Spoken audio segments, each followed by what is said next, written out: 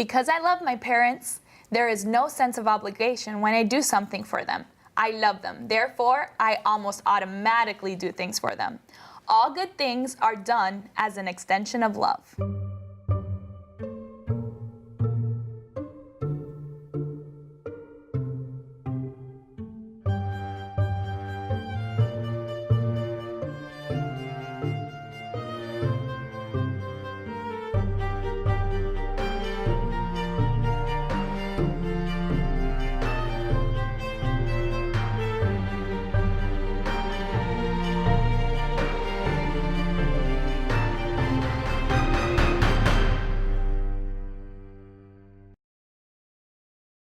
I'm Kathy Britton, and I want you guys to introduce yourself and say your favorite fruit. My name is Brittany, and my favorite fruit is raspberries. My name is Emily, and I love lychee. Yummy. My name is Michael, and I love a good tangerine. And my favorite food is mango. Brittany, would you read the text for us and have a word of prayer to begin? Sure. Our text is James 1:22, and it says, "But be doers of the word, and not hearers only, deceiving yourselves." Let's have prayer. Heavenly Father, we thank you so much for this opportunity that we have to come together and study the lesson for this week. Please bless the conversation that we have and help us to be able to extract everything that we possibly can out of this conversation and to be able to focus and learn more about you. Thank you so much. In your name I pray. Amen. Amen. So the lesson starts, it's titled Being and Doing, and it starts off talking about Jean-Francois Gravelet tightroping across the Niagara Falls. And the story talks about him going across and the Prince of Wales seeing him do it with someone on his back. And then he approaches the prince and says, "Hey, it's your turn to get on my back. Let's tightrope across together." And he was like, "No." So it wasn't enough for him to see and hear what he was doing. He just wasn't able to do it himself. We are encouraged in the Bibles to be doers of the word. What does that mean to you guys? I really think when it focuses on saying that we have to be doers of the word, it's more of a lifestyle change. And it's not just looking at the Ten Commandments and saying, okay, number one, I've covered this one, number two, I've covered this one, but it really needs to be a total change of how you live your life. And it should be, when you accept the grace of God and choose to follow Him, it changes your entire life. So it should be automatic for you and not something that's a struggle for you to have to keep up with. Yeah. And I like that you said lifestyle change because when I hear be doers in the title being versus doing, I think you have to embody what that message of Christ is. Exactly, yeah. And that transformation has to be more than a checklist. If it's just the checklist, then we come into things like legalism and we start looking for that checklist in others. But if you embody the message of Christ, you're going to become that. You're going to be that, not just do it. Yeah. And how does that come about? How do we go from just not simply going every day and doing something to actually believing it and, acting upon it? Well, I think that the first step is knowing that you want to do it. Like they've been saying, you're wanting to do these things. You're not just doing it to be a good person. You're doing it because you want to make someone else happy and you want to be there for others. And I think that we get to being that kind of person only really through knowing God and asking Him, what should I be doing right now? What do you want me to be? And that's how you can grow and how you can do anything really. And familiarity. You have to become familiar with your lifestyle change. You have to become familiar with those practices. And it becomes second nature for you. You don't learn how to wake up. That's an innate thing that takes place. Our relationship with Christ should be so familiar that it becomes a part of what we do. It becomes a part of how we live. That's the essence of our being. Mm-hmm. So how would you guys say, what's the difference between the doers, the people that actually do, and the people that live on righteousness by works? I think it comes back to the difference of it's an ongoing, when you're living not just by works, but it's an ongoing lifestyle of of obedience, and it's really changed you from the heart. So that, whatever your heart is full of, that's what's going to overflow out through your actions and through your words. And so really by changing it at your heart, then that really makes the biggest difference of separating it from just righteousness by works to a lifestyle of having been changed by God. Well, I'm just going to throw this out there. What if I am doing the works and I go out there because it's kind of second nature, like you said, and it's not something that I feel, it's not something that I do? Well, then I think that's righteousness by works. So you're doing these things because it's what you're supposed to do. And so I think it brings it back to a point of consciousness to know what is your intent. And that intent is the drive that gives you, I think, the distinction between doing in order to live this lifestyle because it's second nature to you versus a checklist of works that you must complete. What's the intent when you go out? What's the intent when you interact with others? If your belief is that by doing these things as a work, you're going to somehow build a deeper relationship with Christ and therefore work your way into heaven, then your intent is probably based in the wrong atmosphere. Area and the wrong. But if your intents are to please your Creator, to please the one who died for you, to return that gift back to Him through your lifestyle, then I think your actions of doing take on a different shape. I think it's based in the intent. Would you mind reading James 1:25 for us? Yes. But he who looks into the perfect law of liberty and continues in it, and is not a forgetful hearer, but a doer of the work, this one will be blessed in what he does. Okay, so what does that say about the law? Well, first and foremost, it says right there that it's perfect, the perfect law. I think that that's kind of an important word to know that, like, you're going to want to do something. If you hear something's perfect, you're going to be like, ooh, I want to know what that is. How can I, know how to do something perfectly? And it's right here. The law is perfect. And it's saying those will be blessed who not only hear but do the work. So, why wouldn't you want to do something that's perfect, When I hear the hearing and doing, I think of the concept of active listening.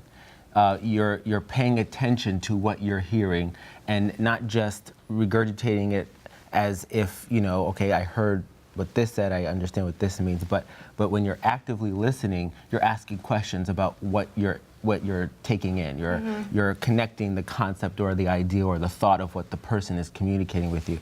So when you think about the role of the law, I guess the question is, how do you make sure that you're actively participating in the message, the intent of the law? It needs continuous attention. It can't just be this thing that you do. A relationship. There has to be a relationship to the law. It can't just be this mundane thing that you try to carry out. And I think it's also, it's really easy to look at it and to say, okay, I've got these 10 things in front of me and I can meet every one of them and then that's it. Whereas I think the law is really developed as an ideal. It's just kind of an example of these are the things that you should be doing or that will automatically come to you once you've accepted Christ into your life. And so it kind of gives us an outline, but it doesn't automatically save us. Just by doing these things doesn't mean that's it, this is the end, now I can be done, and as long as I keep following these things, then I don't have to worry about anything else. Do you think that it's possible for us to follow the law and then have our hearts in it? Because you said if it's not only about following the law, but what if you were just used to always following the law and then and then go into a relationship with Christ? Do you think that that's the way that works, or? I think it's definitely possible, depending on your point of origin to your Christian walk. There are some people who, think about a 5-year-old who gets converted to Christianity through their parents. They're doing what they have to do because of what the parents are doing. So they may not have developed that relationship to the law, to the walk, to their Christian walk. And I think even for people who have been Christians all their life, I think everyone has that aha moment when they recognize that their walk with Christ has become real. And I think that's one of the beautiful things that Christ makes sure He impresses upon each person, that moment when they realize that their relationship took shape. And so, yeah, I think it's definitely possible that you turn from just being into doing. I think there's that moment that happens. I think it's different for everyone. I think that can also be really challenging, though, because we look at these 10 Commandments or any of the other laws that we've been given, and we're sinful by nature. So it's not natural at all for us to follow all of these things. So if we are to, to look at something like that and try and compare ourselves to it, we're going to fall short of it every single time. And so I think, it really has to start from being changed on the inside first. And that's the only way that we can really meet all of those things. And also by looking at the law, that's kind of God's way of showing us. But what law are we talking about here?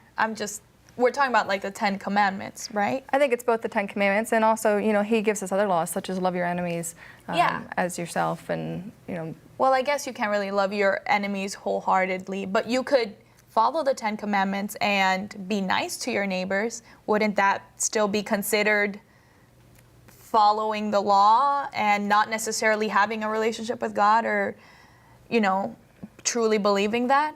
I think you can love your enemies wholeheartedly.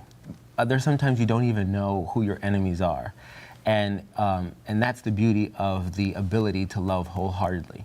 It's when you are, and I think this is a point that everyone hopes or aspires to get to. I know that I'm not there yet, but I know that I would love to work toward that end.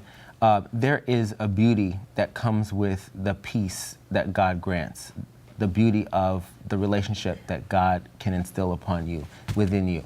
And you may not have loved what they've done, but if you can still pray for someone's well-being and you can still pray that they still find Christ in the end, I think you're enacting a love that's beyond our human comprehension. Understanding, yeah. And I think that is that's one of the things that you gain from this relationship that you build. And so, to be able to determine which law you're trying to follow, it's hard to, I think, put into words, because this law becomes your lifestyle. It becomes what you aspire to do daily through this relationship. It just comes naturally. Would one of you guys read James 1:27? Oh yeah, I can read it. Pure and undefiled religion before God and the Father is this: to visit orphans and widows in their trouble, and to keep oneself unspotted from the world. Okay, unspotted for the world. That's what I wanted to focus on. What does that mean, unspotted? I thought of it as uncontaminated, not affected by those around you. How could we remain unspotted in this world full of so many spots? I've known a lot of people who have taken this kind of quite literally, and so they kind of run from anything that would pose any kind of temptation to them, in the sense of escaping from wherever they're living to go to a place that's much more remote. And I think that definitely can take all the temptations out, but temptation's going to follow you wherever you are. And I also think that this isn't really saying totally remove yourself from everything, because it also talks about serving the widows and the orphans, and I think that goes much beyond just the ones that are listed there. But we need to be in the world working for those around us and for those who are needy, but also need to protect ourselves and really put up a guard against temptations and make sure that we're not being corrupted by the bad things that are around us. It's kind of like that phrase, being in the world but not of the world. Yeah. And so unspotted, to me, the way I tried to interpret it when I was reading through this is unfazed by the world. So I can be in this world of sin. I can even have my slips, my ups and downs through my walk with Christ. But through this relationship, through enacting and embodying the concept of the law, I can become unfazed by it. I can know who my Redeemer is. I can have a plan, an action plan through grace to come back to the cross, to come back to my focal point, who is Christ, and I can focus on the things that matter. And so if you're living this life where you are spotted by the world or you are fazed by the world, how do you get out of that? And how do you make sure that your walk isn't tainted by that? I think it's through this relationship. Well, I think it's tricky, because maybe this only happens to me, but when I'm with certain people, I talk a certain way. So sometimes when I'm in Colombia, I have like the strongest Colombian accent, but when I talk to my Cuban friends, like my Cuban accent comes out. And even when I'm with my Caucasian friends versus, my Hispanic friends, like I talk differently. And so in a way, I'm being tainted or, contaminated by the way they're speaking. How do we draw the line? How do we know, hey, I'm gonna reach out to the people smoking and drinking, but I'm not gonna smoke and drink? How do we do that for ourselves, draw that line so we don't cross it? There's a clever response, but I don't know if it actually covers it, but it's when you gave those examples. You can give the clever response. Well, no, but it's when you gave that example, it brought me to the concept of like assimilation, like in a cultural context. Or enculturation versus acculturation, right? So when you go into a culture, you can be so ethnocentric that you will never assimilate to the society that you've emerged yourself into. You can be from a Colombian background and move to America, but because you choose not to assimilate through your enculturation, you will always be Colombian. You could I be won't here learn English, I won't I know several people dress like, that have been here 20, 30 years, and it's still hard for them to communicate in English. That is a process of assimilation and acculturation. What was the relationship to their heritage that they thought was so important to hold on to so they don't lose themselves? Can you translate that to a biblical reference, to a Christian reference? What is the strength of your Christian walk? What is the strength of your Christian relationship? And if you don't find that you have that strength there, how do you build it? And I think that's what we're talking about here, building that relationship where your sense of pride, not now in culture, but through your Christian walk, allows you to do this without being off-putting, without turning people away. How can you have that and hold it dearly, that you don't change when you meet others? Yeah, because to a certain extent, we still need to be able to relate. Mm-hmm. Yes, that's the word I'm looking for. We need to be able if I'm talking to young adults, it's going to be different than if I'm talking to a 5-year-old. So we do need but we have to have that line. And it's so hard to see sometimes. We don't always know where it's at, or we get so caught up in following the right things to do that we lose it completely. In your experience, which seems to be greater, a greater danger, legalism or a lax attitude towards obedience? So that was a fun one. Yeah. That was Is there an answer to that? I don't know. I think growing up, probably all of us have seen cases of both of these. Like you see those really strict parents and the really ones that are like, oh, whatever, do whatever you want this weekend, I don't really care. And I think you really need, I'm focusing more on like parenting here, but like as a parent, you need to really realize what your child's needs are. And because some kids, if you're legalistic with them and like you're really strict, they're going to rebel instantly.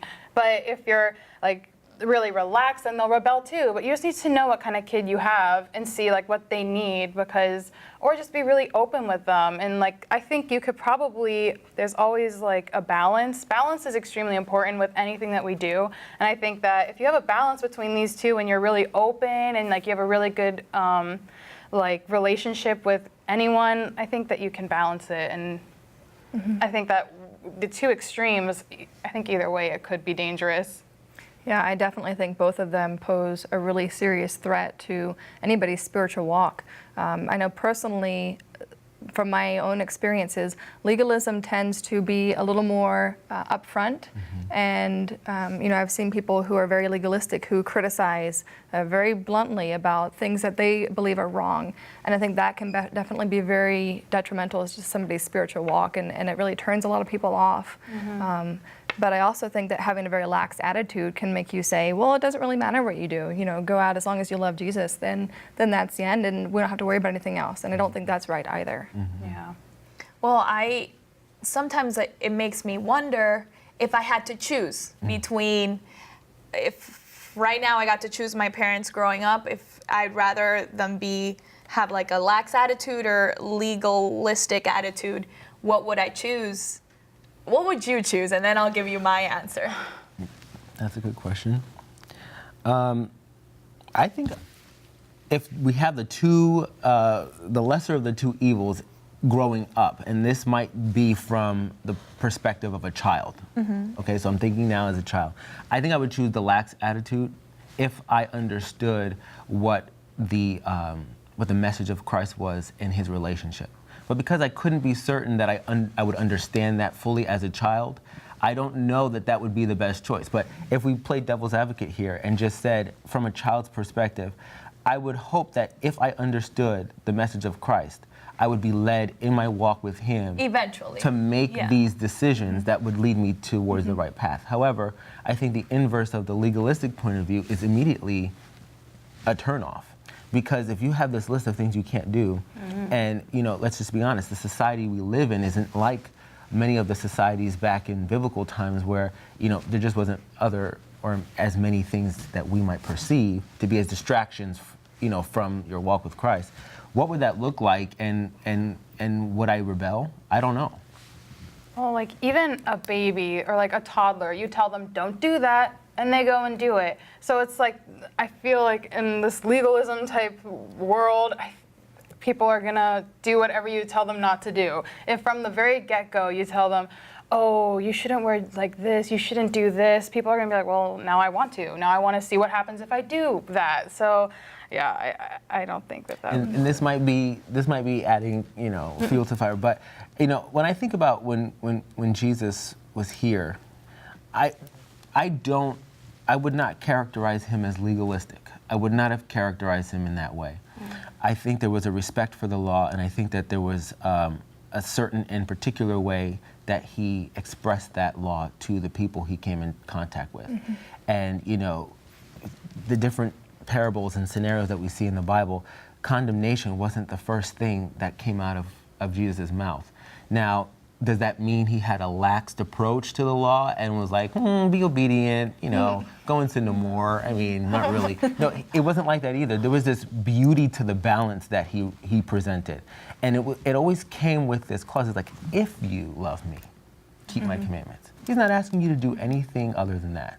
So if you've made this decision, if you've made this choice, then do that. And that's kind of where that balance shows up. He's not holding you at gunpoint, with this idea that you must do something this way. He's saying, consider everything. So and if you love me.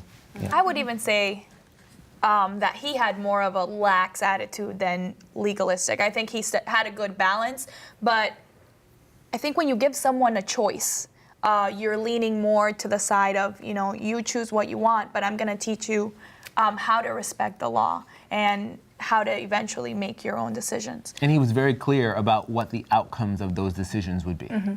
Yeah. So that was. What about the people that say that they are, because of Christ, they are free from the law?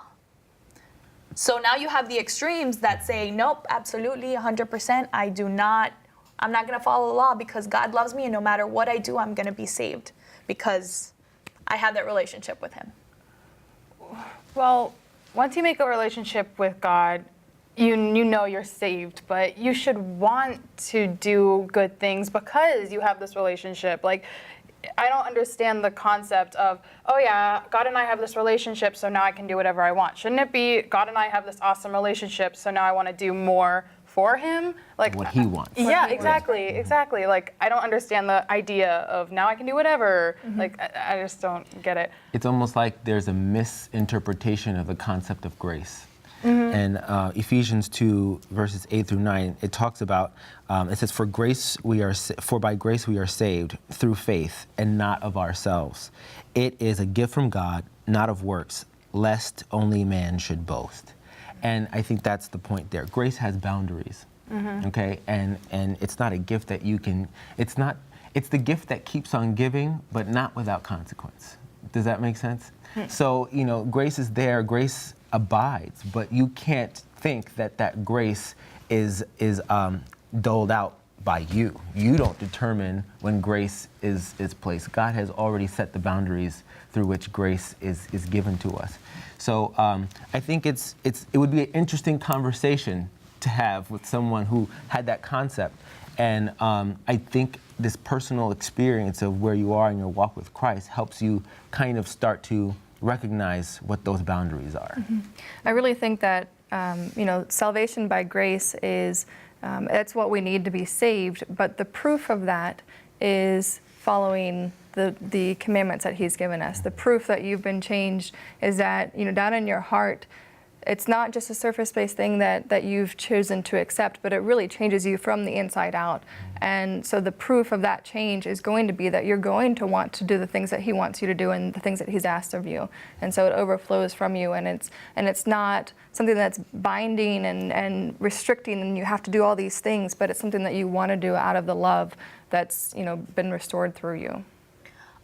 Don't you guys think, though, that, let's be honest, we're all sinners, and there are certain sins that we have that we do over and over and over again, and at the end of the day, maybe I'm the only one, but there's a thought that crosses in the back of my head saying, well, God's gonna forgive me at the end of the day if I ask Him.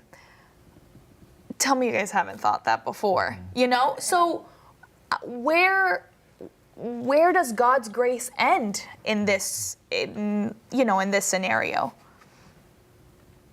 I think if we knew specifically where God's grace ended, then we would have come to explain who Christ is completely. So His grace never ends. So I could keep sinning and asking for forgiveness at the end of the day. I think that and not follow the law. I think that would be an unclear approach to how grace is enacted. But that comes from an individual that is not perfect. Okay? And so I think that we should be lenient in our understanding of how grace is received, but not lenient in our understanding of how or what consequences come with that grace. And just because you have been given grace doesn't mean the consequences don't still abide, you see? So it's not a simple answer or a simple conversation that you can have.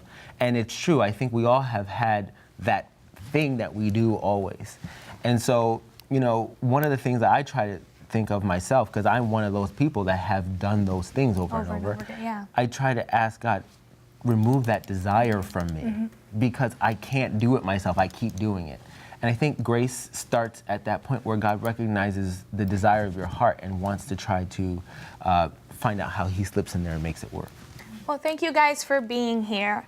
And if you would like to contact us, please visit our website at www.sabbathschoolu.org. That's www.sabbathschool.org. Remember, the goal of the Bible study is information and transformation. It's for the head and the heart. For Sabbath School U, I'm Katy Brito.